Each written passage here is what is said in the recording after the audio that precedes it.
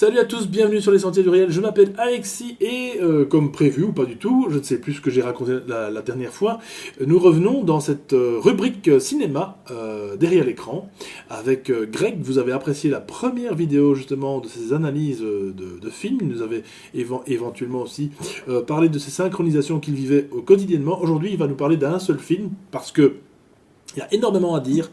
Et quel film, mes amis! Je l'ai vu justement hier soir pour la toute première fois, eh bien pour me mettre, voilà, pour me vraiment me fondre dans l'analyse que Greg va nous faire ici. L'analyse justement symbolique, c'est sa propre interprétation, bien entendu. Et donc, si vous n'avez pas vu le film, eh bien, je vous conseille peut-être d'aller voir d'abord le film, éventuellement s'il y a des spoils, éventuellement. Je ne sais pas ce que Greg va nous raconter, mais effectivement, s'il y a des spoils, vraiment, allez d'abord voir le film et revenez après pour écouter l'analyse donc de Greg sur The Giver. Salut Greg, comment vas-tu? Salut Alexis, merci de me réinviter pour la seconde fois. Je vais bien et effectivement, on va parler d'un film, on va dire très spécial,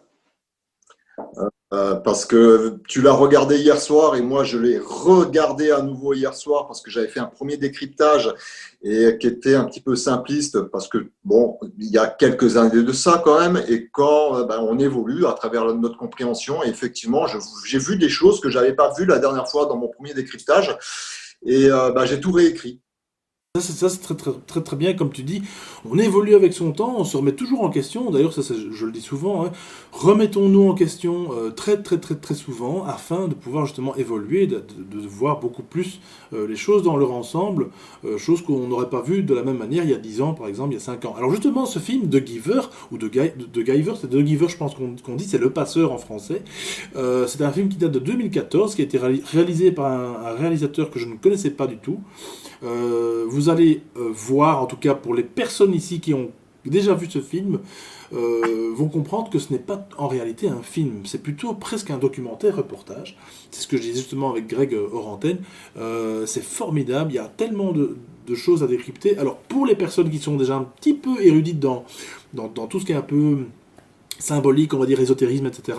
Vous avez compris, qui ont pu décrypter plein d'autres films derrière l'écran, parce que je suis sûr et certain que vous êtes nombreux à le faire à chaque sortie d'un film. The Giver, eh bien écoutez, c'est vrai que c'est pas, on va dire, la révélation du jour, c'est pas comme Matrix, on va pas qualifier ce film de percutant comme Matrix, mais il est percutant sur d'autres points au-delà même de ce qu'on peut espérer même d'un film. Franchement, donc là, les personnes qui n'ont pas vu, je le répète, allez voir d'abord ce film, procurez-vous-le, téléchargez-le, bon, bref, allez le voir et revenez ici pour l'analyse. Après, vous allez comprendre des choses que vous n'avez peut-être pas aperçues justement durant le film. Moi, en tout cas, ce film, c'était vraiment un bonheur. Et Greg, merci, merci, merci de me l'avoir fait découvrir parce que ça fait longtemps que je ne regarde plus de films. Voilà, comme je le disais justement hors antenne. Greg, c'est à toi, je te laisse la parole. D'accord, merci Alexis. Bon, c'est vrai que ce film, en fait, The Giver, donc en anglais, ça veut dire le donneur. Donc voilà, donc le donneur, déjà, ça veut dire par extension quelqu'un qui va transmettre quelque chose. Voilà. Donc il faut aussi comprendre aussi que les affiches de cinéma ont été effectuées d'une certaine manière, parce que ce film n'est pas fait comme beaucoup par hasard. On voit plusieurs affiches avec les acteurs principaux sur chaque affiche, où vous avez une bande en fait transparente qui cache un œil. Donc bon, déjà là, on comprend un petit peu la symbolique d'un œil caché, que ça soit d'un côté obscur ou de l'autre côté, puisqu'il y a toujours plusieurs grilles de lecture. Il faut remarquer également que sur une affiche, vous avez sur le au-dessus du V, comme par hasard, le mot veut. Il n'est pas en fait à gauche, comme une grille de lecture normale, il est au-dessus du V. Voilà. Et dans le film, on va comprendre un petit peu pourquoi symboliquement il est au-dessus du V. Voilà. Donc, ce film, en fait, quand on le regarde, déjà, c'est un film en noir et blanc ou alors les images sont très très froides. Voilà. Donc, bon, le noir et blanc, je vais refaire un petit rappel, c'est le yin et le yang, c'est la lumière en fait dans le côté obscur ou l'obscur dans la lumière. Enfin, bon, voilà. Il faut aussi préciser que le noir et blanc, c'est des polarités. Et les polarités, en fait, ce sont des choses complémentaires, puisque le noir et blanc, ça fait du gris. Et aujourd'hui, notre réalité, elle n'est pas toute blanche ou toute noire, mais c'est une nuance de gris. Voilà. Et comme un homme et une femme, c'est complémentaire, c'est des polarités, mais ça donne toujours un et un, trois. Un homme, une femme, ça donne un bébé. Noir et blanc, ça donne gris. Malheureusement, tout ça a été inversé et transformé en polarité. Voilà. Donc, la polarité, c'est quoi? C'est diviser. Sur Facebook, c'est like, ou YouTube, tu mets un like, un pouce en haut ou un pouce en bas. Donc, c'est voilà, c'est t'as raison ou j'ai tort dans ce que j'ai vu. Voilà. Donc, c'est voilà, aujourd'hui, on est là-dedans. Donc, à tort ou à raison, je vais essayer de donner ma version de ce film à travers ce que moi j'ai pu comprendre. Effectivement, je ne suis pas tout seul à décrypter des films, donc c'est bien que les gens éventuellement le regardent et puis s'ils voient quelque chose de complémentaire, ça peut être aussi intéressant de l'évoquer sur ton groupe ou sur ta chaîne et qui sera sûrement additionnel et très intéressant par rapport à ce que moi j'ai pu voir à travers ce film. Donc voilà, donc on va pas avoir tort, on va essayer d'aller dans le côté positif, on va pas aller à coup de marteau pour faire un jeu de mots avec tort. Donc dans ce film, en fait, on commence avec une société en fait fondée sur l'égalitaire, voilà, qui est un peu dictatrice. Voilà. Donc on nous plonge un peu dans cette atmosphère. Et au début du film, il y a une voix off qui apparaît et qui explique en fait le concept de la société. Donc il y a cinq règles. C'est simple dans cette société. On va rigoler parce que vous allez en reconnaître certaines qui est quand même plus ou moins d'actualité aujourd'hui. Donc la première règle en fait, c'est s'exprimer dans un langage bien précis. Donc, c'est d'aller dans le sens, en fait, de l'élite qui a conçu cette ville. En fait, il ne faut pas aller à contre-courant de ce que eux disent. La deuxième règle, c'est porter des tenues vestimentaires imposées. Donc là, dans le film, excusez-moi du terme, ils sont tous en blanc. Donc, quand on regarde blanc, forcément, on fait la comparaison avec des moutons. Puisqu'ils sont tous pareils, ils sont tous habillés de la même manière, il faut qu'ils fassent plus ou moins les mêmes choses avec les mêmes règles. Donc moi, ce que j'aime pas dans l'interprétation de moutons, c'est que on rentre dans leur jeu, c'est-à-dire on se critique nous-mêmes à travers nous-mêmes. Voilà. Donc c'est pas péjoratif. Ce que je dis, c'est juste symboliquement avec ce qui se passe aujourd'hui et avec ce qu'on peut retrouver sur Facebook ou sur Internet au niveau des similitudes d'interprétation à ce niveau-là par rapport au film. La troisième règle, en fait, bizarrement, c'est de prendre un traitement tous les matins et, et se faire une petite piqûre, tu vois, sur la paume de la main, qui est tout de suite répertoriée par une intelligence artificielle, qui est tout de suite envoyée à l'élite pour bien contrôler que tout le monde a fait sa petite piqûre. Bon. Je ne vais pas aller plus loin, je pense que ça parle beaucoup à certains. On ne va pas rentrer dans les détails avec les vaccins. Voilà. La quatrième règle, c'est respecter le couvre-feu. Tiens donc. Je dis ça au hasard. Voilà. Hein, on ne va pas aller plus loin, mais bon. On va commencer un petit peu à faire les liens entre le film et ce qu'on vit nous aujourd'hui. Et la cinquième règle, elle est simple. C'est ne jamais mentir. Voilà. Donc là, on se retrouve contre la Constitution où la liberté de penser et s'exprimer est très, très limitée. Voilà. Donc, voilà les 5 règles en fait qui dirigent la communauté dans ce film. Voilà. Donc, il faut aussi comprendre que dans ce genre de film, tous les prénoms sont jamais choisis au hasard. Voilà.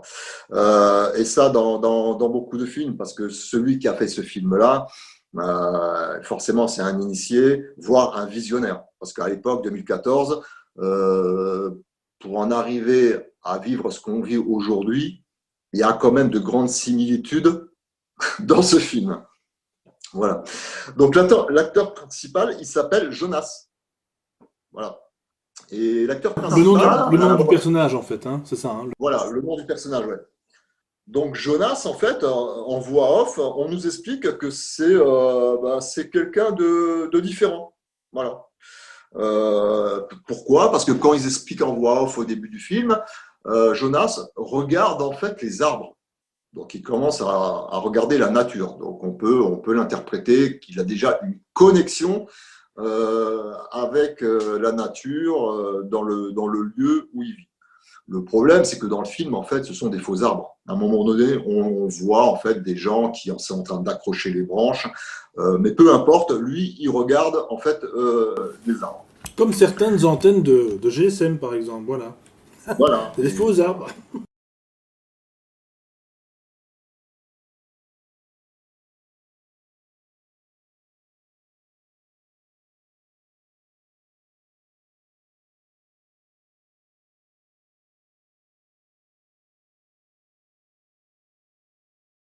On leur attribue une fonction.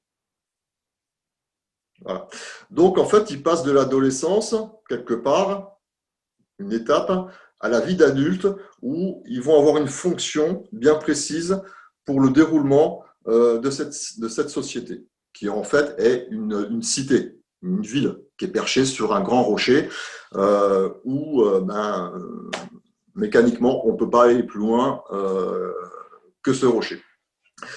Donc, à l'adolescence, il y a une espèce de réunion voilà, où tous les adolescents de la ville sont présents. Et on a une femme qui intervient en mode holographique. Mais cette femme, elle existe réellement dans le film. Bon, moi, ça m'a fait penser tout de suite à Mélenchon quand il a fait son discours dans 2 endroits différents avec un hologramme sur une scène. Voilà, bon, c'est le lien que j'ai fait quand j'ai vu ça, ça m'a percuté comme ça, quoi. Cette femme, en fait, on l'appelle la grande sage. Voilà, c'est elle qui a le pouvoir décisionnel en fait de cette cité. Donc, en fait, il sélectionne des adolescents qui ont des qualités, des compétences particulières, à qui on va leur donner en fait des fonctions bien, bien précises. Voilà. Donc, l'attribution se fait tout simplement dans un ordre bien précis, et ces attributions sont considérées comme une récompense. Voilà. Si on comprend bien le film, on s'aperçoit que l'attribution de ces fonctions, elles sont attribuées aux adolescents les plus, on va dire, obéissants. Voilà. Donc, on les appelle un par un, tout ça. Et l'ami de Fiona, en fait, on l'appelle et elle a comme fonction, en fait, d'être nourricière. Voilà. Donc, on touche déjà à la naissance quelque part avec une actrice principale qui va jouer son rôle, en fait, tout au long du film. Et on a Jonas, en fait, qui croit qu'il n'a pas été sélectionné et qui passe complètement à la fin de la sélection, mais dans une partie bien particulière, puisqu'il est le dernier à être nommé. Voilà. Jonas, en fait, il encode le nombre numéro 52. Voilà. Donc, sa fonction, à lui, en fait, est très, très spéciale, puisqu'il faut avoir 4 grandes qualités pour avoir cette fonction dans le film, dont une très particulière, où elle est évoquée par cette grande sagesse, où il faut avoir la capacité de voir au-delà. Voilà. D'où la voix off qui souligne que Jonas est particulier et qui regarde les arbres. Donc, il encode une fonction très, très particulière. Mais cette fonction, en fait, demande l'approbation de toute l'assemblée des jeunes dans l'hémicycle où il se trouve. Voilà. Et cette approbation, en fait, ça va être le dépositaire de la connaissance. Voilà. Donc, cette attribution qui est spéciale, il faut qu'elle soit attribuée par les autres adolescents qui se trouvent en fait dans cette assemblée. Donc, la grande sage demande à l'assemblée si c'est OK pour eux. Et là, on tombe un peu dans un rituel qu'on voit dans beaucoup de films où tous commencent à dire Jonas, Jonas, Jonas, Jonas, de plus en plus fort.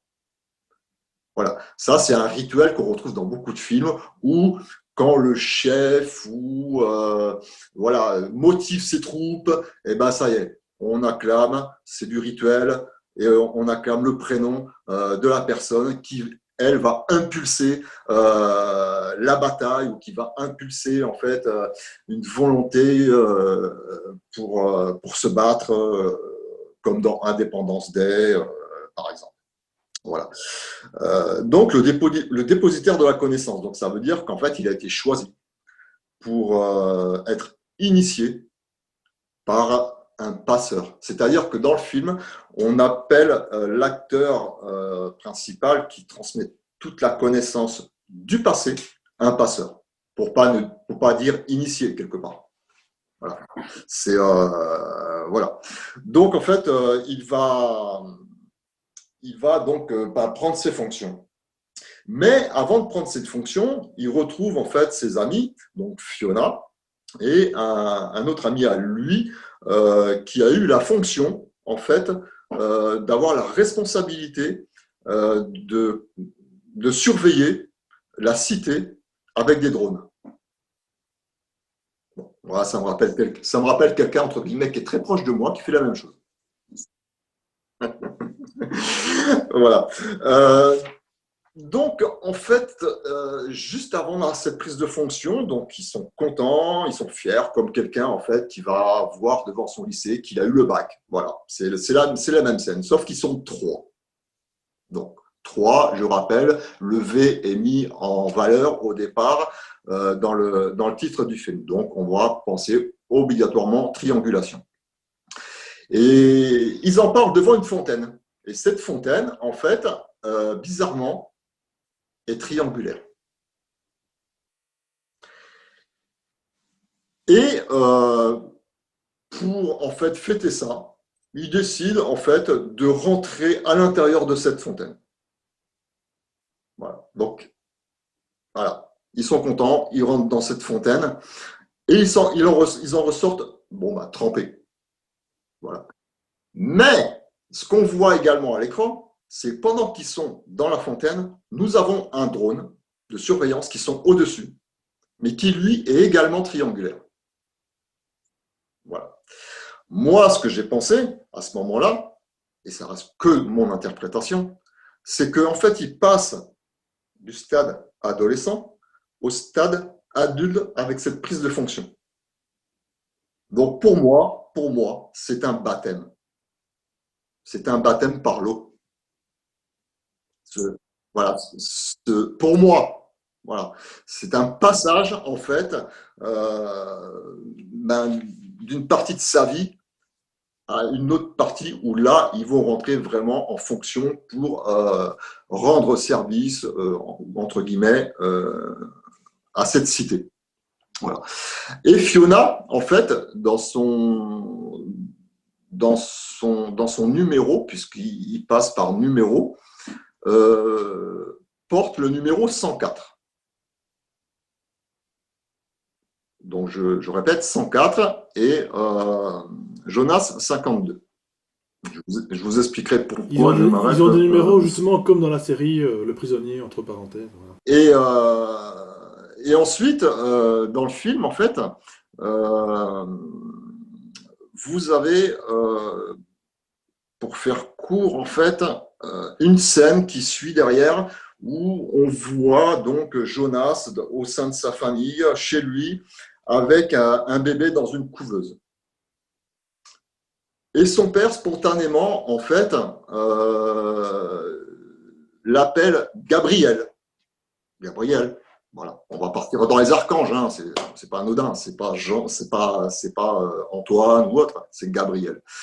Et en fait, Jonas lui dit, mais comment tu sais son prénom? C'est interdit de le savoir avant que ça soit donné officiellement.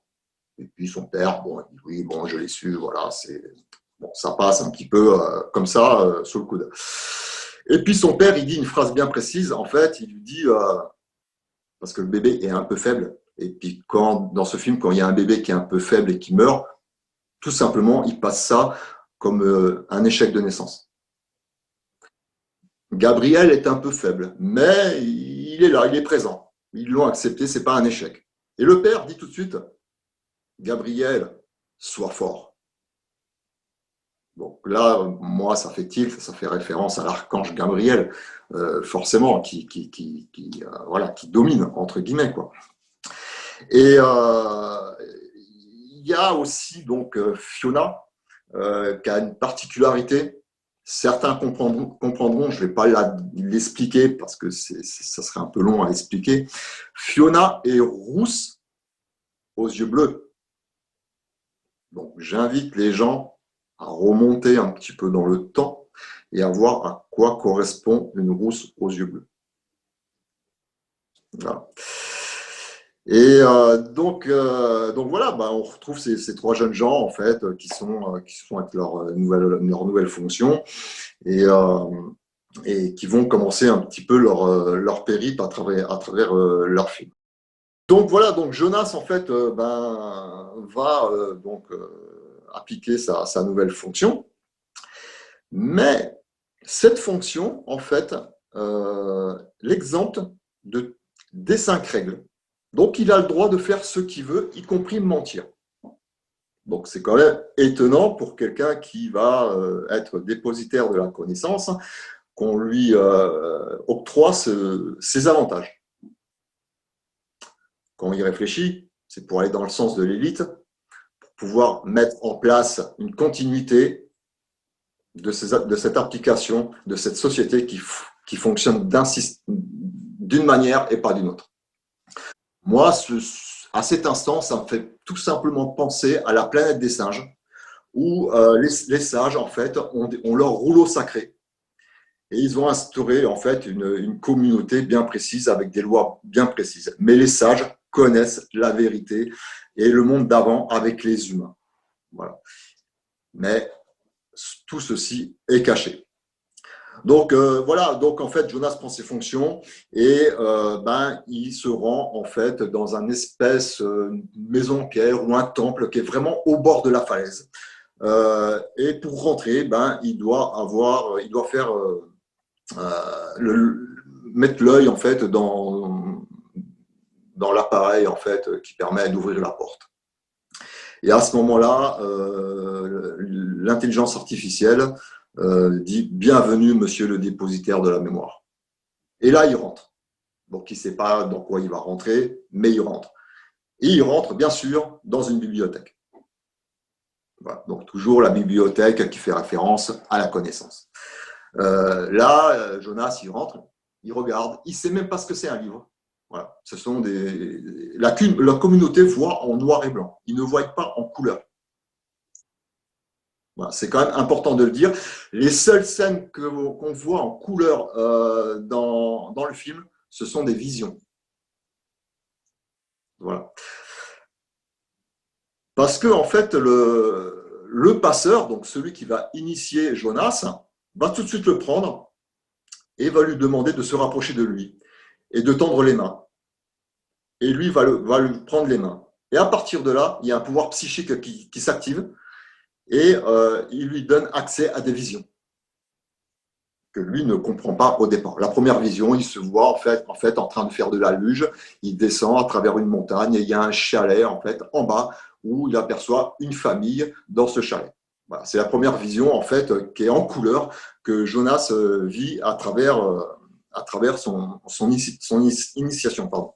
Et ce qui est très important, si je peux te couper 2 secondes, c'est Greg, c'est que tu avais donc cité au début du film un peu les règles de la société, mais je crois, ils ne peuvent pas se toucher. C'est ça. Ils ne peuvent pas se toucher, ils ne peuvent pas même tomber amoureux. En fait, bref, tout doit être parfait. Limite, voilà, ça c'est vraiment déshumanisation possible au total, quoi. C'est ça, ben, j'en ai parlé après, tu me devances un petit peu. Oui, mais Euh, garde-le quelque voilà. part alors. Garde-le quelque part alors. Magnifique. Voilà. Et c'est pour Donc ça c'est que je veux vrai dire, que je le souligne parce que justement, il touche pour lui donner la connaissance. Voilà. donc il voit ce chalet avec une famille à l'intérieur, pas plus. Et effectivement, dans ce film, il y a une particularité, c'est qu'il ne faut pas se toucher. Il faut pas se toucher. Voilà, pour Ça nous pas. rappelle quelque chose. Voilà, je ne vais pas aller plus loin, mais bon, on se comprend entre guillemets quoi.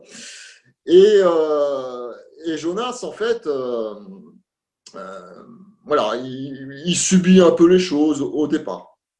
Voilà. Euh, je vais reprendre un petit peu ce que j'ai souligné tout à l'heure, que en fait Fiona a le numéro 104. Voilà. Donc le 104, si on l'inverse, ça fait 401. Voilà. Et là, je remercie Cathy Maury et Mathieu Lavaux, parce qu'avec leur primosophie, on retrouve avec le 401 des mots bien précis, où on va retrouver l'esprit mère, la maison, le réveil, de la force, etc., etc. Donc, les nombres, on va dire, parlent souvent dans les films, et c'est le cas dans celui-ci en inversant, puisque tout a été inversé aujourd'hui. Donc, il faut tout remettre à leur place. J'appelle toujours ça, moi, dans mes posts, en mode miroir inversé, au niveau des choses, des nombres ou, tout ce qui va avec. Et 104, c'est aussi le double de 52 d'ailleurs. C'est ça, bien vu. Et le 401, ça correspond également en mots à Hatshepsut. Vous savez, c'est la reine égyptienne, qui a existé dans l'Antiquité et qui va devenir pharaon. Voilà. Ça, c'était en fait une petite parenthèse pour retourner dans les anciennes civilisations. Voilà. Mais dans une scène, on voit Jonas avec son frère un soir dans son lit.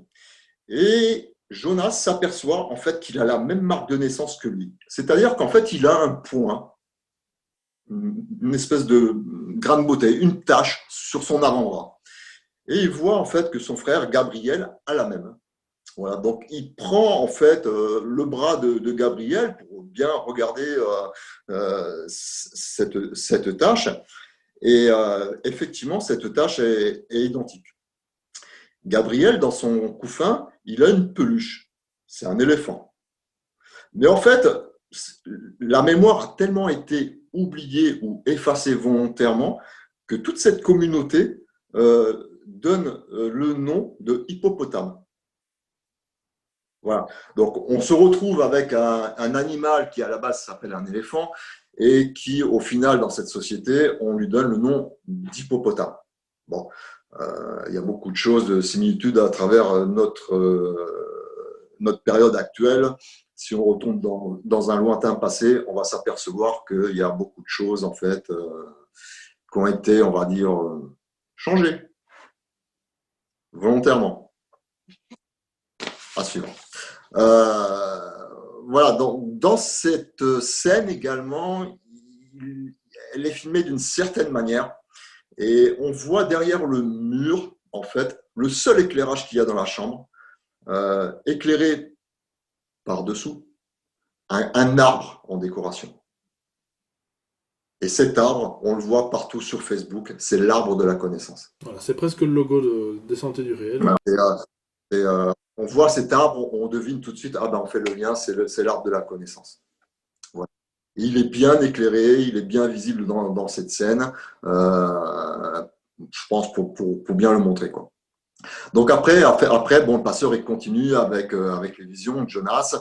Donc il fait des visions, il l'emmène sur un bateau au milieu de la mer. Donc il commence un petit peu à avoir des sensations, à ressentir certaines choses, à voir des couleurs qu'il ne connaît pas en fait, hein, au final, dans le film, puisque tout est en noir et blanc, ou vraiment des scènes qui sont très froides, où on devine les cheveux de Fiona qui sont rousses et ses yeux qui sont bleus, mais voilà, c'est très peu prononcé.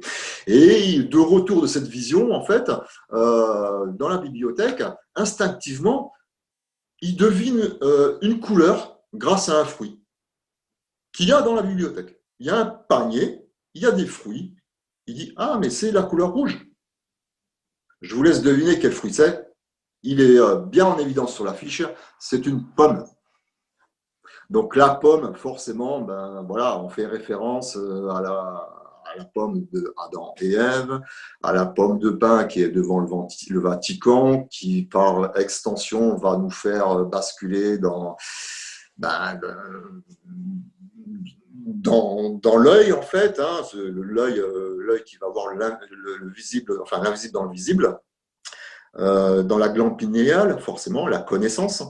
La pomme de Newton qui tombe d'ailleurs, on connaît un peu l'image, entre guillemets, qui tombe un peu sur la tête de Newton, donc qui, comme par hasard, tombe sur justement la coronale quelque part. Donc voilà. C'est ça. Donc, c'est vrai que cette pomme est très symbolique, hein. On peut en faire aussi un lien avec Apple, puisque Apple, ben, voilà, c'est le logo d'une pomme.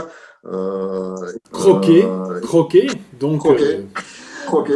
notre Steve Donc, Jobs a croqué une connaissance inconnue, en tout cas. c'est ça. Et aujourd'hui, ben, grâce à Apple, bon, ben, on prend nos tablettes, notre téléphone, et puis on tape ce qu'on veut, et on a la connaissance. C'est quand même, enfin bon, c'est incroyable. Après, bien sûr que le film s'appuie sur des choses existantes, mais quand on fait des liens avec la symbolique, on remonte très très loin, quoi. Voilà. Et le passeur, à un moment donné, il lui demande, Jonas, arrête de voir en fait la réalité avec tes yeux. Voilà. Essaye de voir les choses avec ton cœur. Et ça va développer la joie, le ressenti, le plaisir. Voilà. Et à un moment donné, le passeur lui montre en fait une scène de mariage où il y a la joie, la bonne humeur, enfin, tout ce qui va avec. Là. Et Jonas, en fait, a arrêté ses injections du matin. Donc, ces injections sont là pour maîtriser en fait les sentiments humains et voilà tout ce qui va avec. Et lui, il a arrêté ses injections. Et par cette initiation, forcément, tout se déclenche. Donc, en fait, le passeur, à un moment donné, lui montre une scène très particulière par vision. Qui va être un mariage. Donc Jonas va se retrouver en fait en tant que spectateur au sein d'un mariage. Et là, Jonas s'aperçoit que il y a beaucoup d'émotions, que les gens se touchent, qui sont heureux, qui vivent, qui sont en pleine joie. Enfin, voilà, il comprend pas, mais il ressent tout ça en fait. Et il revient donc de cette vision dans la réalité. Et puis, il demande au passeur, j'ai ressenti quelque chose que j'arrive pas à expliquer. Voilà. Le passeur, en fait, lui explique, il l'explique avec une certaine émotion dans le film, que c'est une émotion invisible. Et il la compare au vent, qu'on ne voit pas mais qu'on ressent.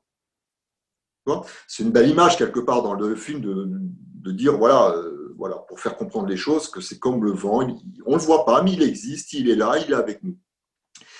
Et en fait, le passeur, en fait, lui dit, ce ressenti, une fois qu'on l'a vécu, c'est une chose sur laquelle on ne peut plus s'en débarrasser.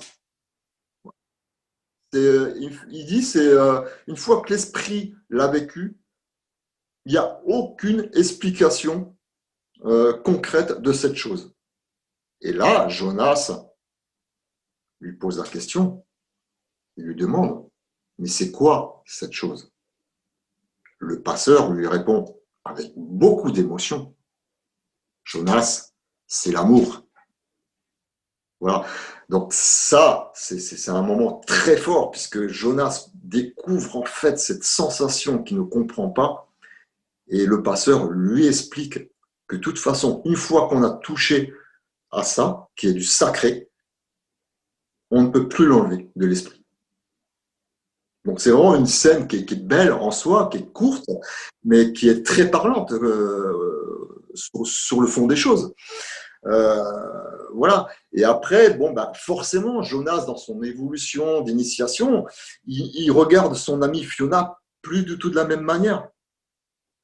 Voilà. Puisqu'il y met des sentiments auprès de son ami. Et il essaye, en fait, de lui faire ressentir ses sentiments. Mais il ne le fait pas n'importe où. Il se cache à nouveau dans cette fontaine. Et là, Fiona ressent quelque chose. Ça l'intrigue, ça lui fait un petit peu peur. Eh bien, elle le ressent. Voilà. Et là, bizarrement, ils sortent de cette fontaine et ils finissent de se toucher, voilà, les mains, quoi. Là, on a tout de suite un drone, en fait, qui apparaît au-dessus d'eux et qui leur rappelle gentiment que le contact physique est interdit. Voilà, donc ça se fait par le biais des haut-parleurs et c'est tout de suite en fait retransmis aux élites là-haut avec une voix orale de haut-parleurs. Moi, personnellement, ça m'a tout de suite fait penser à ce qu'ils ont mis en place pendant le confinement à Nice. Des drones, en fait, qui sont là pour rappeler à l'ordre les gens. Voilà. Donc, voilà, on y est pratiquement. Il s'est passé aussi à Nice avec les drones, ce pauvre pêcheur qui était sur la jetée en train de pêcher tranquillement. C'était interdit à ce moment-là d'être vers cet endroit. Il y a un policier qui est intervenu, qui lui a dit écoutez, monsieur, allez, vous retournez gentiment sur la zone de droit, mais vous ne restez pas là. Moi, personnellement, ça m'a fait penser à ça. Ce rappel à l'ordre avec ce drone, en fait. Voilà. Donc, voilà. Donc après, Jonas, il commence un petit peu ça commence à travailler voilà, ce sentiment d'amour qu'il ressent. Et le soir, instinctivement, il rentre chez lui. Et puis, il demande à son père, mais vraiment instinctivement, voilà, est-ce que tu m'aimes, papa? Chose qui n'avait jamais été évoquée avant dans une famille. Donc là, la grande sœur, elle lui demande, mais ça veut dire quoi? Et tout de suite, avant que Jonas puisse émettre une réponse, nous avons la grande sage qui apparaît, voilà, avec l'hologramme, pour tout de suite couper court à la future explication que Jonas pouvait éventuellement donner quoi, au sein de leur vie privée, parce qu'ils sont tous surveillés dans leur logement. Comme du côté d'Orwell, retiens ce que tu as à dire, comme du côté d'Orwell, tu as une sorte de novelant qui est en fait généralisé dans le langage courant, et donc ils doivent préciser ce qu'ils sont en train de dire. Donc en fait, dès que c'est un petit peu humain, dès que c'est un petit peu lié au sentiment, il faut absolument apporter plus d'informations, ou en tout cas reformuler la phrase. Par exemple, là, quand Jonas demande si son père l'aime, par exemple, c'est une question qui n'est pas très, voilà, qui n'est pas très orthodoxe, on va dire. Donc, Voilà. Qui rentre même pas du tout dans leur conception de langage et de société. Voilà. Et effectivement, cette femme, elle demande précision de langage.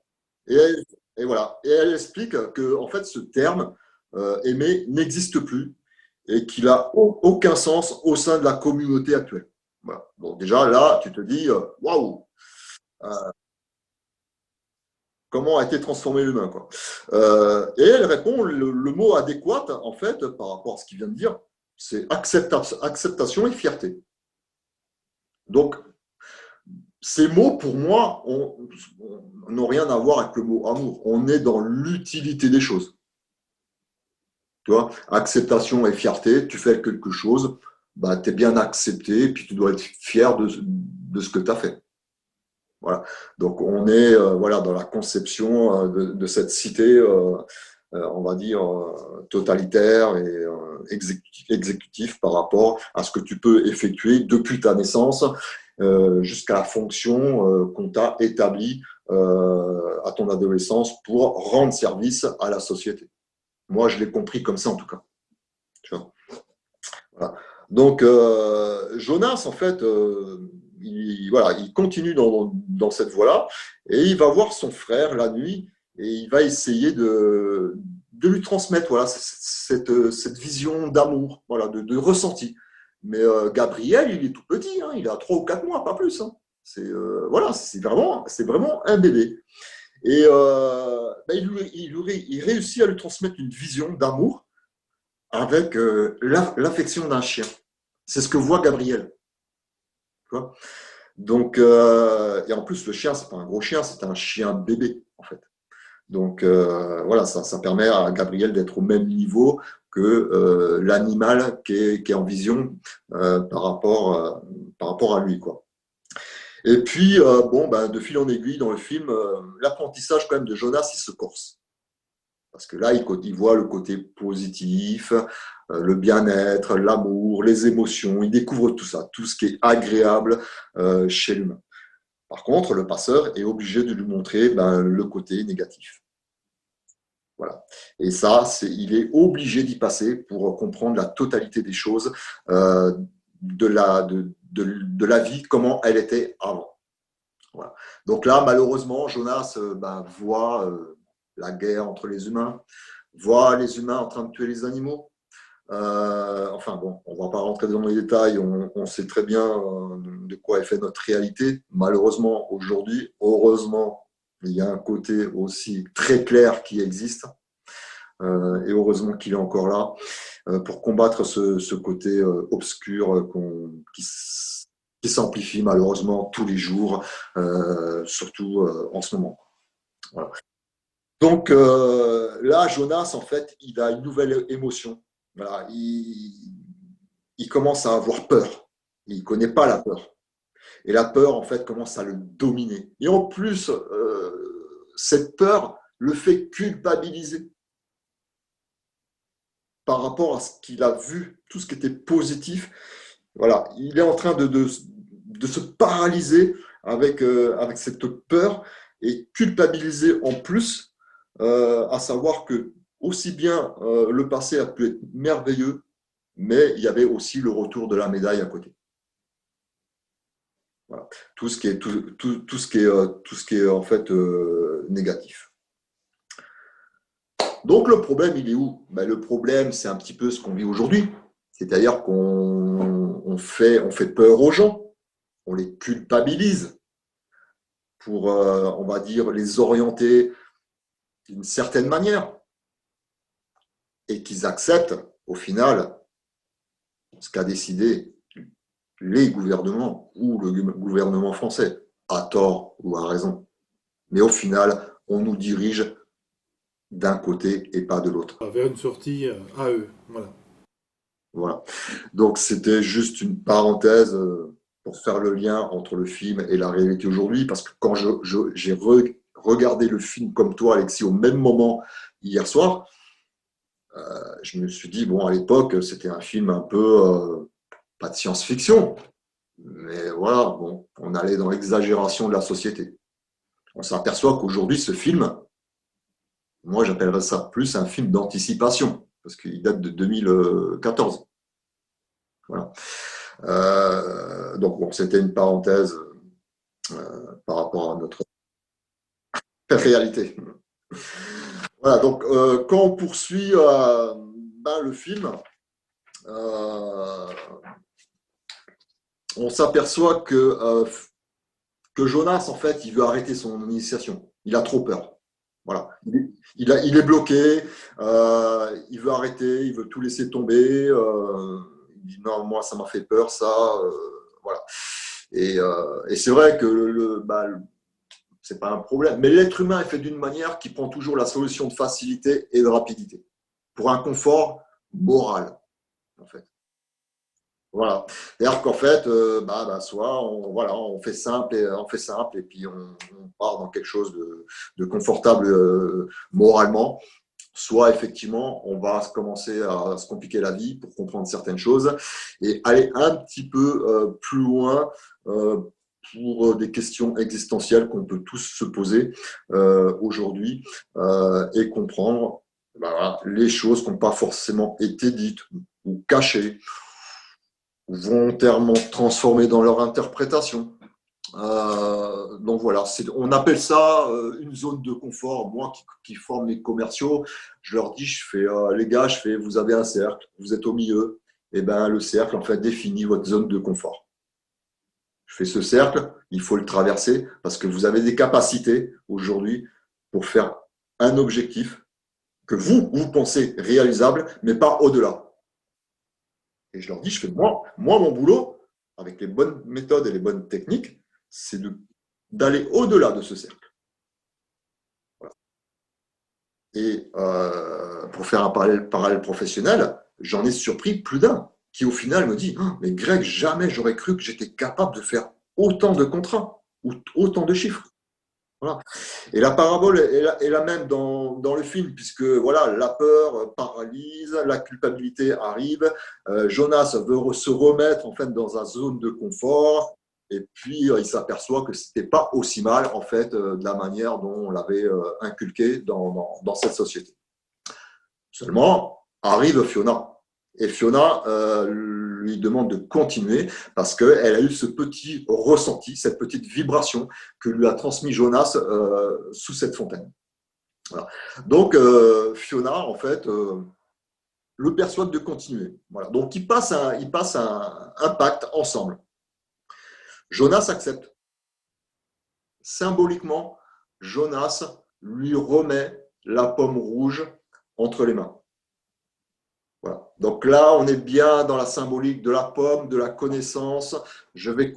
Voilà, mon rôle, c'est de te passer la connaissance, de transmettre quelque chose. C'est le fruit défendu. On est dans la scène de Adam et Ève.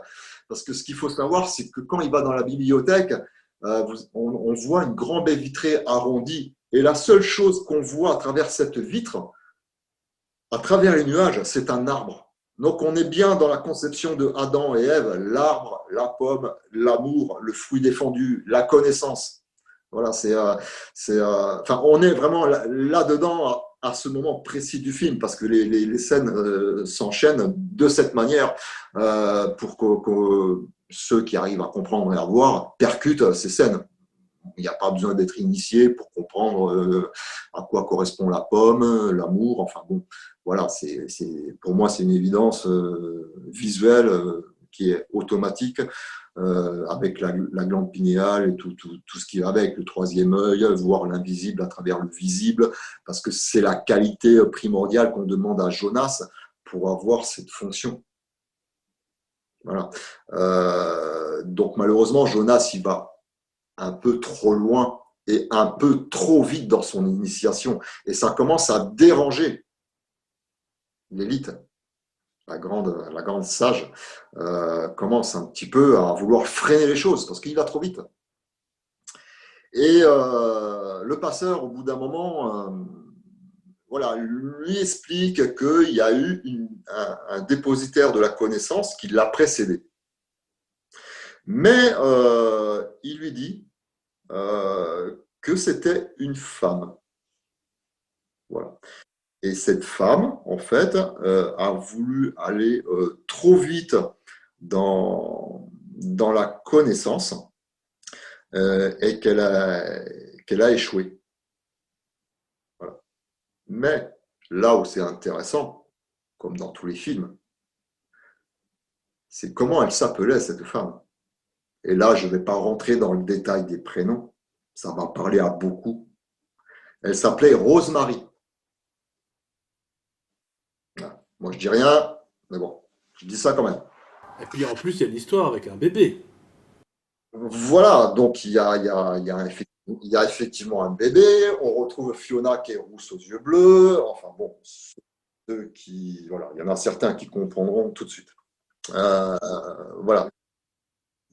Donc effectivement, ben, on voit Jonas en fait qui continue son initiation et puis le passeur en fait, ben, il y a un piano dans cette bibliothèque et il commence à jouer du piano. Et là, Jonas, oh, explosion de sensations, les vibrations de la musique, le piano, l'émotion qui vient avec. Enfin voilà, tout ce qu'on peut ressentir nous, puisqu'on sait que l'être humain est un émetteur, un récepteur. Je ne vais pas rentrer dans le changement de Hertz qu'il y a eu il y a quelques années volontairement au niveau de la musique, mais on peut éventuellement faire le lien, puisque là, on est dans le ressenti. Jonas est en train de ressentir des nouvelles choses. Donc la musique, c'est quelque chose de puissant. Ça peut faire peur, ça peut faire pleurer, ça peut avoir des émotions, selon dans le concept visuel qu'on le met, surtout dans les films. C'est pas collé n'importe où, à n'importe quel moment, la musique dans les films. C'est bien pour que le spectateur rentre dans un concept précis pour qu'il ait des émotions précises et qu'il en ressorte avec des émotions précises et un avis précis quand il sort de la salle.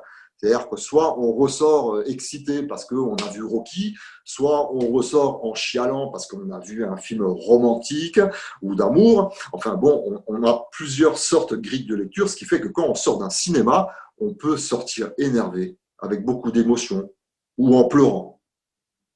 Voilà. Ou en dire ah c'est génial et on se redonne un coup de boost soi-même dans notre vie parce on a relativisé avec des films où il y a des handicapés où voilà on se dit bon en fait je me plains mais je me plains pourquoi voilà.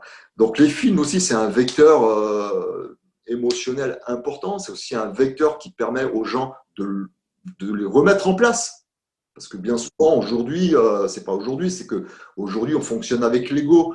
Donc, on flatte l'ego. Donc, l'ego, voilà, c'est l'ennemi numéro un de soi-même. Hein. C'est quelqu'un qui va jamais se remettre en question. C'est quelqu'un qui a l'esprit vraiment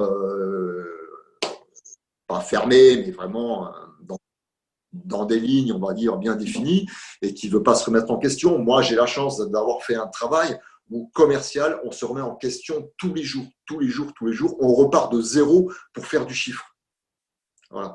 Donc, c'est vrai que j'ai cette qualité. Et moi, comme je l'ai dit dans ton interview précédente, s'il y a un truc qui colle pas ou qu'on on me démontre A plus B que c'est faux, mais il n'y a aucun problème pour moi. Je fais marche arrière jusqu'au point de basculement où j'ai mal compris les choses. Voilà. Encore que Donc, ça, je voudrais souligner quelque chose par rapport à ça. C'est vrai ce que tu dis, ça c'est une qualité que je souhaite vraiment à tout le monde, c'est de pouvoir se remettre en question, chose que beaucoup ne font pas, et dans l'alternatif, et dans ceux qui sont plus systématiques, dans le côté esthéticien, lui, bon, eux, ils vont plutôt ne pas se remettre en question du tout. Mais c'est vrai que toutes les deux extrêmes, effectivement, ont malheureusement cet handicap de rester bloqués dans leurs idées. Nous, on se situe, on va dire, un petit peu au milieu, on essaye de, voilà, de relativiser, et en même temps d'aller au-delà des frontières de notre esprit, de nos limites. Comme dans le film, justement. Mais ce que je voulais en venir aussi, c'est que les réalités, il n'y en a pas qu'une. C'est un peu ce que je veux faire passer avec les sentiers du réel, c'est qu'il y a plusieurs sentiers. Et justement, pour arriver peut-être au même point, mais avec des visions différentes. Et c'est là où je dis, acceptons les idées différentes, puisqu'elles existent toutes en même temps. En fait, il n'y a personne qui a tort, il n'y a personne qui a raison. Elles sont là toutes en même temps. Et ça, c'est très difficile pour l'esprit humain d'imaginer ça, en fait. Parce que non, des explications, il doit y en avoir qu'une, ou éventuellement deux avec des nuances. Non. C'est comme les couleurs. En fait, il y a même au-delà des couleurs, il existe d'autres couleurs qu'on ne connaît peut-être pas. Il y a l'infrarouge, il y a la lumière noire, hein, donc la black light. Ce sont toutes des fréquences qu'on ne voit pas avec nos yeux, en fait. Ben voilà, bref. non, mais as entièrement raison et ça me fait penser à quelque chose que j'ai entre guillemets oublié de dire, c'est que quand il transmet ses sentiments à Fionas, euh, il sort de cette fontaine en fait et il lui dit, tu vois ce que je vois? Voilà, un arc-en-ciel. Voilà. Et Over the Rainbow. C'est pour ceux qui connaissent un peu la signification de la c'est chanson. ça, Bref, bon, voilà. c'est ça. Et c'est vrai que Et c'est vrai que tu as raison dans ce que tu dis, puisque malheureusement aujourd'hui, ben, les gens sont complètement désaccordés. Et, et ça a été fait volontairement. Donc si on prend l'image d'un orchestre qui est complètement hardcodé avec le chef d'orchestre qui fait une musique magnifique, et là, l'humanité, elle est complètement désaccordée. D'ailleurs, c'est marrant ce Voilà. que tu dis parce que justement, le passeur, donc celui qui donne en tout cas le rôle à Jonas, son formateur quelque part, donc joué par Jeff Bridges d'ailleurs, hein, je crois. Hein, Oui, c'est ça. c'est, je l'ai pas d'ailleurs reconnu au début, mais bref, Jeff Bridges donc, il joue effectivement cette petite note au piano que tu citais là, et à un moment donné, un faux accord justement. Alors je sais pas comment il faut prendre ça, mais ça veut dire que la perfection n'existe quelque part pas. Ah, Elle peut être acceptée par quelqu'un d'humain. Et justement, le faux accord, ou alors le faux accord, c'est ce que tu expliques, justement, c'est cette espèce de... le faux accord, ça peut être Jonas, quoi. C'est finalement, c'est celui c'est qui ça. vient tout péter, quoi. Enfin bon, bref, C'est ça. c'est une symbolique très profonde, hein, mais bref. Voilà, c'est lui qui en fait qui va en fait il va pas le faire, mais l'élite va sentir qu'il est capable de créer le chaos à travers de cette communauté qu'ils ont mis en place pour voilà cacher en fait tout ce qui peut en fait déranger ou faire désobéir à cette société qui est voilà ce qu'elle est totalitaire, triste, en noir et blanc, où tout le monde doit porter les mêmes vêtements, penser de la même manière, enfin ils connaissent rien en fait, ils connaissent même pas les animaux, ils ont plus de mémoire quoi. C'est comme voilà, c'est comme Solon qui dit à Platon, vous êtes que des enfants sans mémoire. Voilà, c'est bon, on en revient toujours au même point puisque l'être humain, bien sûr, qu'il a une mémoire, mais jusqu'à un certain point. Voilà. Après, je vais pas retomber dans les anciennes civilisations. On a des mythes, ils sont ce qu'ils sont, ils sont vérifiables ou pas. Chaque personne fait son travail, les archéologues d'un côté. Enfin, voilà, bon, on arrive à prouver certaines choses, d'autres un peu moins. On recale les dates. Enfin bon, on arrive quand même à donner une cohérence là-dedans, mais il y a quand même des trous et des anomalies dans notre histoire. Tout Bon, ça, tu retires ce que tu as à dire, tu citais Platon, justement, là tout de suite. hmm, Quand vous verrez le film, ou si vous l'avez déjà vu, au tout début du film, on voit la cité sur laquelle cette population, cette civilisation a été sauvée. Donc en nombre, disons, restreint, hein, je vais pas vous faire un dessin.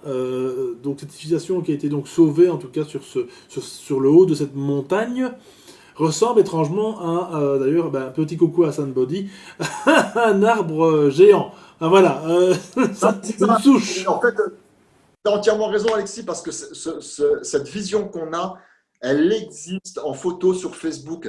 C'est un, oui, c'est un grand rocher Ah, mais c'est allongé. le Devil's Tower. Le Devil's Tower, donc c'est celle qu'on voit dans le film, le troisième, la troisième, comment? Non, non, non, non, c'est pas celui-là. C'est vraiment un rocher qui est allongé, assez grand, où il y a rien dessus, mais qui est plat et qui est très haut. Il existe sur Terre, ce rocher. Et je pense qu'il Je crois que c'est le Devil's Tower, alors, c'est ça. C'est une énorme montagne qui est coupée comme ceci, en fait. où tu parles du troisième type, le rencontre du troisième type. Non, c'est pas celui-là. Je pense pas, non. Ah non, mais peut-être, je vérifierai, mais j'ai vu ouais, une autre photo, c'est pas celui-là. Enfin bon, bref, c'est pas grave. J'essaierai de la retrouver sur Facebook pour éventuellement la mettre. Voilà. Donc c'est vrai que pour en revenir au piano, donc voilà, bon ben Jonas ressent les vibrations et tout ce qui va avec. Donc je donne l'exemple voilà d'un chef d'orchestre avec son orchestre et et quand je dis qu'on est voilà, on est complètement désordonné au niveau mondial, on n'est plus connecté comme on devrait être connecté. Moi, ça me fait penser en parallèle.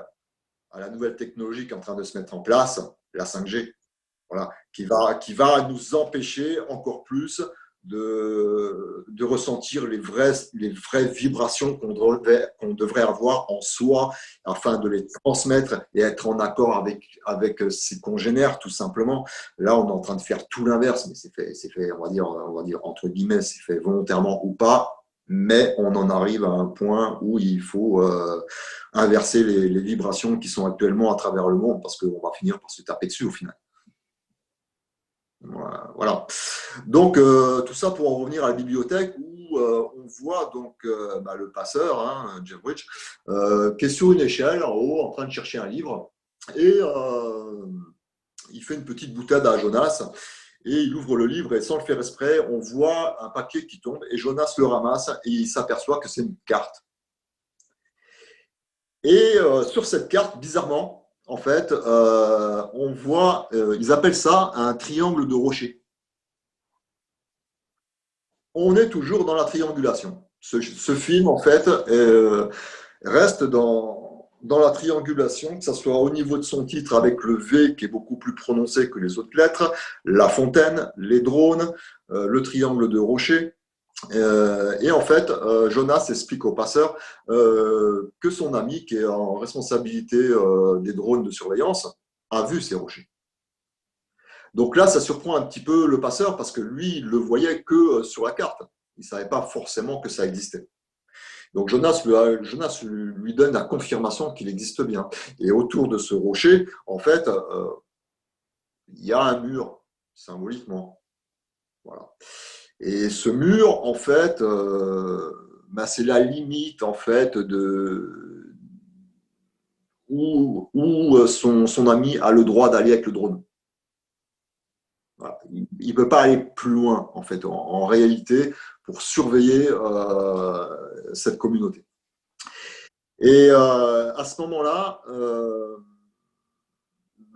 on s'aperçoit que le mur, symboliquement, c'est quoi? C'est quelque chose où on est obligé de s'arrêter. Voilà. On n'a pas le choix, comme on dit, on est au pied du mur. Qu'est-ce qu'on fait? On perce le mur, on continue, on se bat pour le passer, on le monte, on le casse, on le brise, ou on fait marche arrière. Voilà. Enfin, symboliquement, c'est ça. Quand on pense au mur de Berlin, et à un moment donné, ils l'ont fait éclater ce mur. Voilà, bon, c'est une symbolique qu'ils envoient à travers le film et à travers cette carte en délimitation de surveillance avec le drone qui fait que, voilà, qu'est-ce qu'on fait? On s'arrête au mur ou on continue? Donc, symboliquement, pour aller plus loin, pour donner une image, c'est en fait aller au-delà du miroir, de l'autre côté du miroir, comprendre les choses différemment et regarder qu'est-ce qu'il y a derrière. Voilà. Là, on le retrouve aussi quelque part symboliquement dans Blanche-Neige et les Sept Nains. On retrouve la pomme, on retrouve le miroir, on retrouve en fait le côté clair, le côté obscur. Enfin, on le retrouve un peu symboliquement de la même manière, en fait. Voilà. Donc voilà, donc il trouve cette carte et puis il commence un petit peu à vouloir aller là-bas. Et c'est là où ça se complique. C'est-à-dire que en fait, le passeur élabore un plan avec Jonas en secret pour qu'il aille vraiment jusqu'au bout, mais en sortant des rails de l'initiation de base qui a été établie d'une certaine manière. Voilà.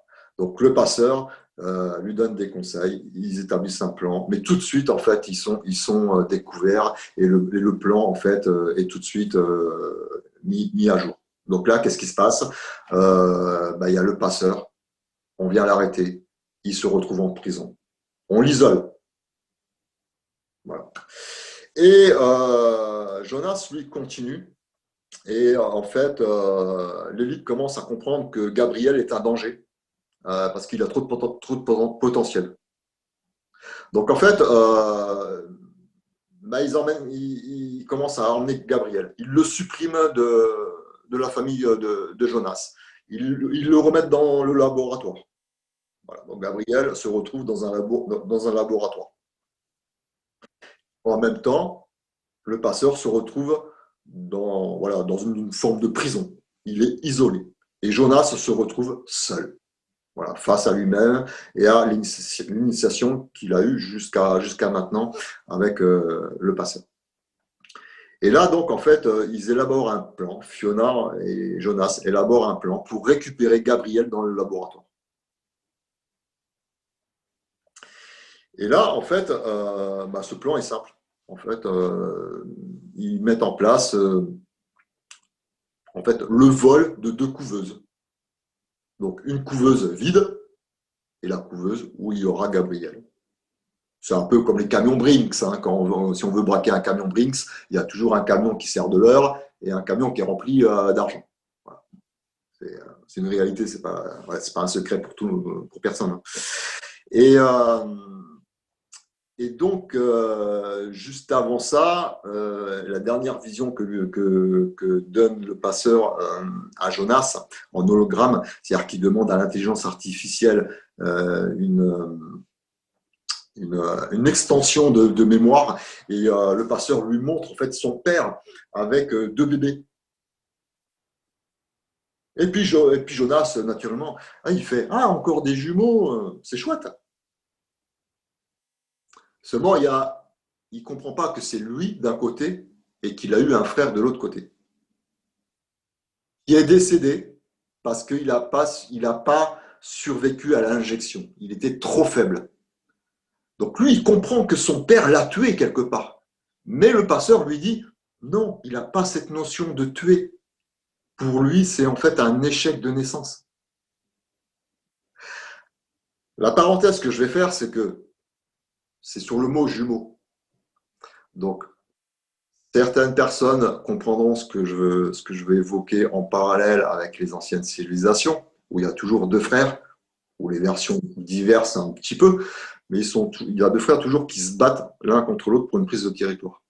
Et on le retrouve dans tous les mythes des anciennes civilisations. Et là, il nous montre la même chose. Un, en fait, qui décède, et l'autre, en fait, qui réussit à vivre. Voilà. Enfin, moi, j'ai fait ce parallèle. Même Jésus, hein, dit-on. Bon. Il y aura une possibilité, effectivement. Bon, passons. Donc, en fait, pour en revenir au plan, donc Fiona prend un couffin vide et Jonas prend le couffin où il y a Gabriel. Et là, en fait, qu'est-ce qui se passe? Jonas, en fait, élabore le plan la nuit. Le problème, c'est que la nuit, il y a le couvre-feu. Donc, personne ne peut sortir. Ce qui est le cas aujourd'hui. Hein. On va pas s'en cacher. Hein. On ne peut plus sortir la nuit. Bon, c'est comme ça. Après des jeunes qui sortent en vélo, ça existe aussi. Oui, on va pas viser. Moi, je dis ça, je dis On vise rien, personne, bon. hein. C'est pas gamin. Il y en a- C'est pas gamin. Bon, bref, je vais pas faire le lien avec certaines choses que je poste entre les drones, le vélo, personne qui est toujours perché, quoi. Enfin, bon, bref. Ouais. Et en fait, il vole, donc, il prend Gabriel avec lui, mais il le prend en vélo. Et là, bizarrement, on voit le couffin devant le vélo. Bon, je ne sais pas si ça vous rappelle quelque chose, mais on a déjà vu cette scène. Et il y a un moment donné, dans un beau film, effectivement, et merci Spielberg, qui lui d'ailleurs était un initié proche du gouvernement, qui, je pense, a eu des dossiers classifiés pour faire ce film, parce qu'il n'a pas été fait n'importe comment. Enfin bon, bref. Et à un moment donné, Jonas, en fait, par la force des choses, saute d'une espèce de petite falaise pour s'enfuir. Et C'est-à-dire qu'il dépasse, il dépasse en fait la limite de la ouais, cité, et donc, enfin bon, bref, donc il dépasse vraiment la limite, c'est le cas de le dire. Justement, là où est justement située la bibliothèque, c'est assez rigolo, parce que finalement, ça aussi symboliquement, la bibliothèque est mise aux limites de la connaissance quelque part. Donc on dirait que les livres sont assez limités puisqu'ils sont écrits, ils sont fermés, et donc il faut dépasser justement la connaissance littéraire quelque part aussi, j'ai envie de dire. Voilà, puis tu as raison, cette bibliothèque est au bord de la falaise. Et voilà, ça veut dire ce que ça veut dire, ça limite les choses. ça limite la connaissance, et qu'il faut aller au-delà du miroir pour savoir ce qu'il y a de l'autre côté, avec cet arbre on voit un arbre, c'est tout ce qu'on voit, un arbre à travers cette baie vitrée de la bibliothèque qu'on devine à travers les nuages. Donc voilà, voilà, bon bref. Et ben voilà, effectivement, il fait un saut en vélo et c'est filmé d'une certaine manière qu'on ne peut que penser à E.T. Et voilà, on est là-dedans, quoi. Euh, après, ben, Jonas, en fait, réussit à s'échapper. Le petit problème qui se pose, c'est que son ami le capte avec son drone. Donc, il réussit. Voilà, il réussit malgré tout à le capter et à l'aspirer en fait au-dessus du drone, puisque c'est ce qu'on voit dans le film. En fait, il se fait aspirer, il est collé sous le drone et il ne peut plus bouger. Et Jonas demande à son ami de lui faire confiance, voilà, de faire appel à son amitié, de pouvoir le laisser s'enfuir avec Gabriel pour qu'il puisse avoir une chance de vivre et de connaître un autre monde et de repartir d'où on est parti nous, avec nos sensations, nos émotions, et de vivre quelque chose de vrai, connecté avec la nature, et pas qu'on voit dans le film qui est triste et limité dans les mouvements, dans la liberté de penser et de s'exprimer. Voilà. Et bah, son ami décide de l'emmener non seulement plus loin, et le lâche dans une rivière. Voilà. Intentionnellement dans une rivière. Voilà. Et ben, le film se termine pas tout à fait à cette scène-là, mais je vais m'arrêter là parce que la fin est très symbolique et voilà, et je vais pas non plus priver les gens de regarder la fin, voilà, la fin du film, mais parce que bon, j'en ai déjà dit pas mal. J'ai vraiment décortiqué beaucoup de scènes. Alors, je m'excuse si parfois j'ai un petit peu bégayé parce que j'ai vraiment réécrit tout hier soir.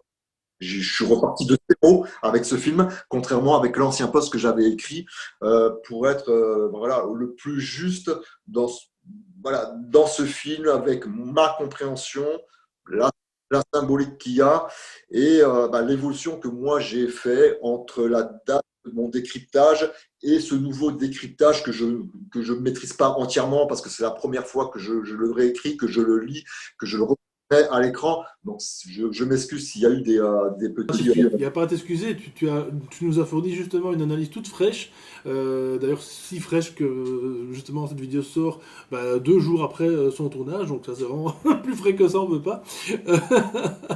Et donc, bah, grand merci pour ton travail, Greg, comme d'habitude. De toute façon, je pense que bah, ta première, en tout cas, sa première vidéo, en tout cas, avait beaucoup plu avec ses analyses de films.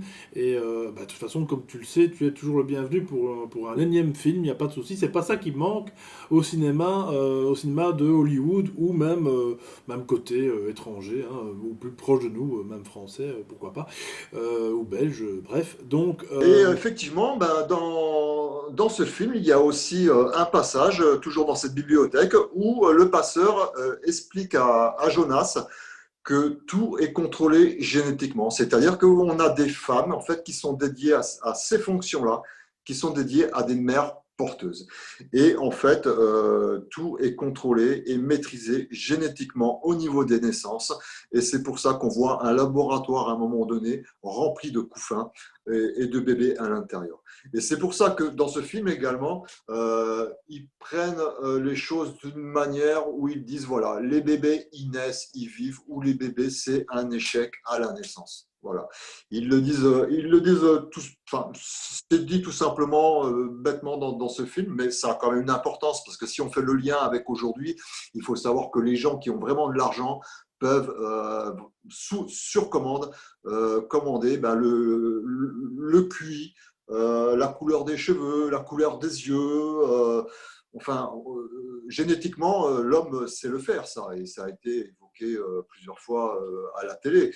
On sait toucher à la génétique et on sait améliorer l'être humain sur des choses comme ça, un peu basiques. Donc, et dans le film, les naissances, la génétique, et tout est sous contrôle. Et il y a une autre chose aussi que le passeur lui explique, c'est que le climat est contrôlé. Voilà. Donc ça, voilà, tout le monde le sait, tout le monde connaît, même les agriculteurs, c'est très vieux, hein, ils ont des canons anti-grêle au-dessus de leur vigne qui évitent d'avoir les grêlons en fait qui impactent leur récolte tout simplement. Et moi personnellement, la première fois que j'ai entendu ça, c'était dans la série Les Envahisseurs, où cette scène se passait sur un bateau avec David Vincent, où déjà à l'époque ils évoquaient la maîtrise du climat. Donc voilà, donc là on rejoint le code Adamski que a découvert euh, voilà de moi. Peter Knight, à qui je passe le bonjour d'ailleurs.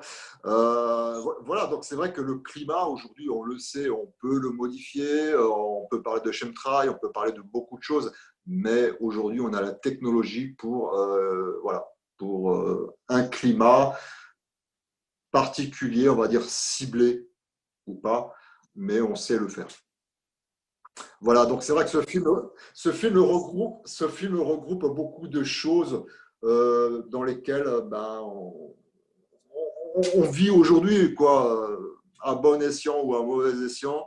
Mais en tout cas, ce film aujourd'hui, pour moi, c'est pas un film de science-fiction, c'est plus un film d'anticipation. C'est effectivement, on peut le regarder comme tu le dis, Alexis, comme un reportage. Mais en tout cas, il y a une chose qui est sûre, c'est que c'est la réalité aujourd'hui. Bah, vous l'avez compris, donc je conseille vraiment les personnes à aller voir ce film, ou en tout cas le revoir, bah, comme nous on a fait, hein, comme Greg et moi on a fait justement hier soir, donc on est mardi, donc mercredi, donc mardi, donc on a revu ce film sans se concerter d'ailleurs, Non, non, c'est vrai qu'on voilà, voilà. on a découvert qu'on avait regardé le film en même temps. Voilà, on le savait pas, donc moi ça m'a permis de me plonger bah, pour être justement au taquet avec cette interview, avec cette émission, et puis de savoir de quoi parle Greg. Et franchement, vraiment, vraiment, regardez-le, procurez-vous-le, je ne sais trop comment.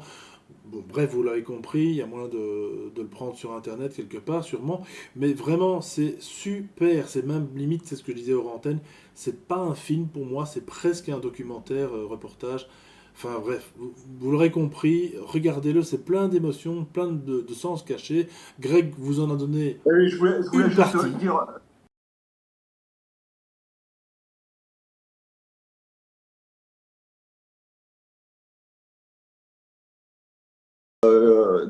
des acteurs parce qu'ils ne donnent pas les prénoms par hasard. Quand on prend Fiona, quand on prend Jonas, tout ça.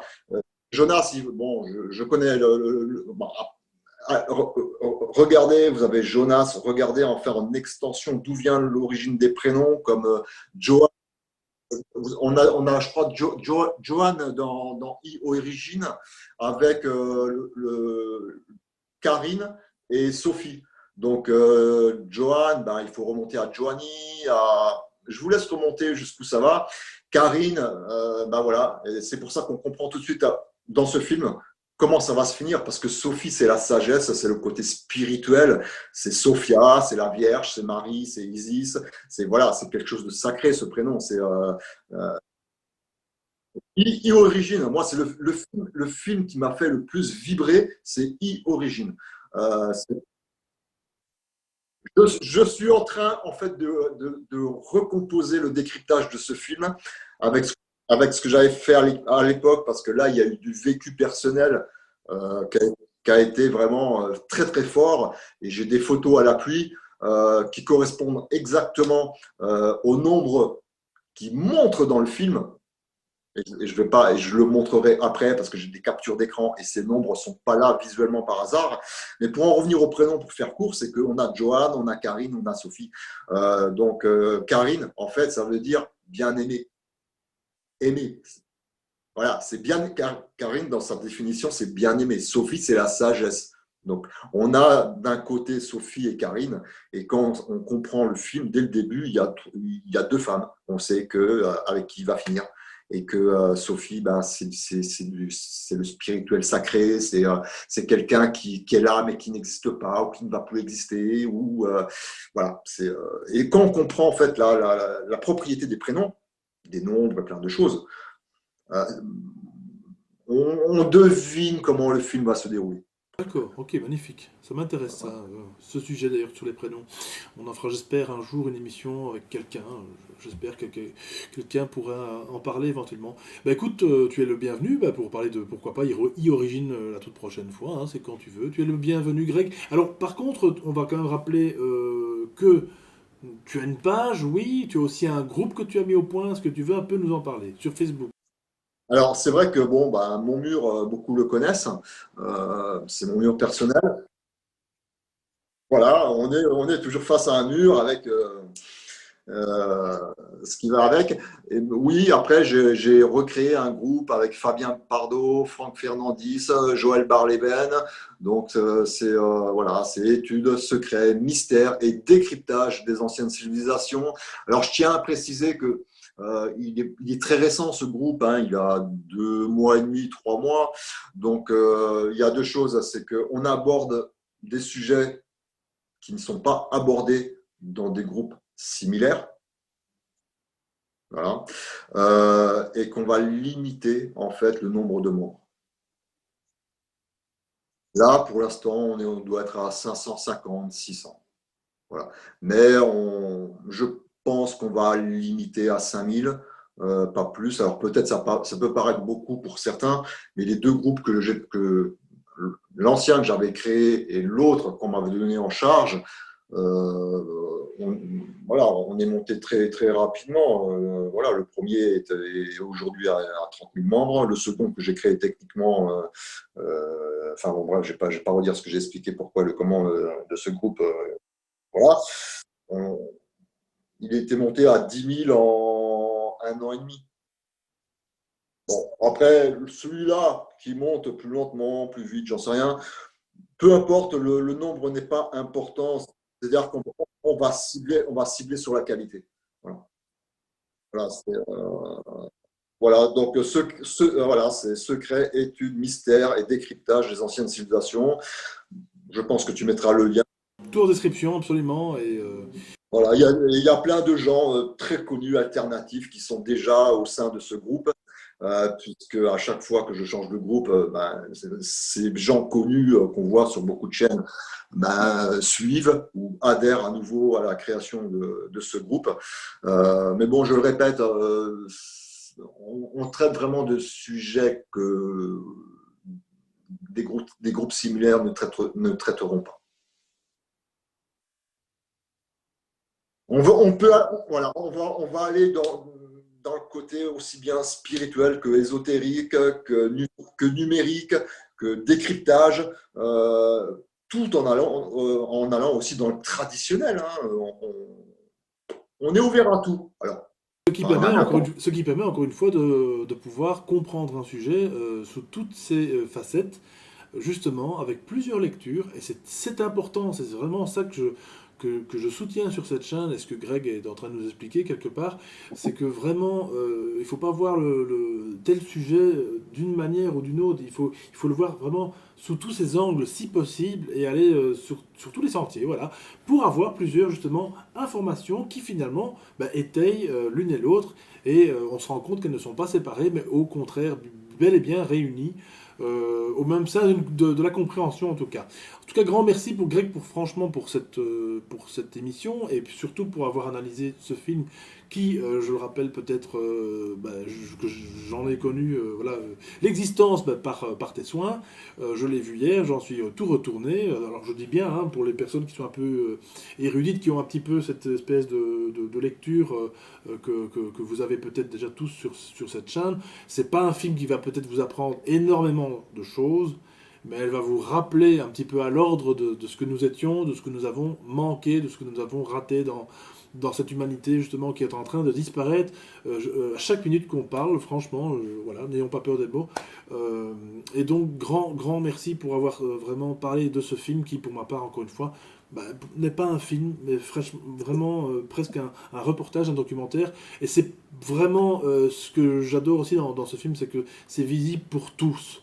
Voilà, il n'y a pas de violence. On remarquera d'ailleurs justement, il y a une espèce de mise en scène vraiment voilà, relax. Quoi. On n'est pas dans l'élément violence. Donc vraiment, tous les adolescents, même les plus petits, peut-être pourquoi pas 10-12 ans, je ne sais pas, peuvent le regarder aisément. Et au contraire, justement, si vous avez l'occasion de regarder ça en famille avec vos enfants, profitez-en, surtout en ce moment. Ils vont comprendre peut-être les choses un petit peu autrement. Grand merci, Greg, vraiment pour cette... ça me touche, vraiment, ça me... Merci pour de me avoir invité. Et c'est vrai que ce film permet de dire et d'expliquer par rapport à ce qu'on vit. Attention, nous avons quelque chose de sacré. On l'a, il ne faut pas le perdre. Il faut se battre pour le garder. Et je pense qu'il faut que les gens en prennent conscience maintenant parce qu'il y a urgence. Urgence, exactement, c'est vraiment le mot d'ordre, c'est exactement ça. Et donc voilà, en tout cas, n'hésitez pas à aller suivre effectivement Greg et tous ses comparses sur le groupe Facebook que je vous mettrai de toute façon en lien en description. Là, vous y découvrirez d'autres facettes de notre monde, hein, de antique, etc. Et vraiment, c'est passionnant, un travail vraiment de précision. Grand merci à Greg et de toute façon, quand t'es le bienvenu. Si tu veux parler la prochaine fois de e-origine, on y arrivera. C'est quand tu veux, voilà. Merci bien, Alexis. Eh ben, on va dire au revoir aux auditeurs, comme d'habitude. D'ici là, de toute façon, la semaine prochaine, live ou émission, peu importe, je ne sais pas, c'est un petit peu au jour le jour pour l'instant. Je vous fais des gros bisous, abonnez-vous, commentez, likez, faites ce que vous voulez, je vous le dis à chaque fois. En tout cas, parlez des sentiers du réel, ça fait plaisir aussi autour de vous. Et puis, allez un petit peu consulter le site, la page Facebook de Greg, le groupe de Facebook de Greg, on y arrivera. Voilà, beaucoup de G là, dans tout ça. Gros bisous à tous et à ciao.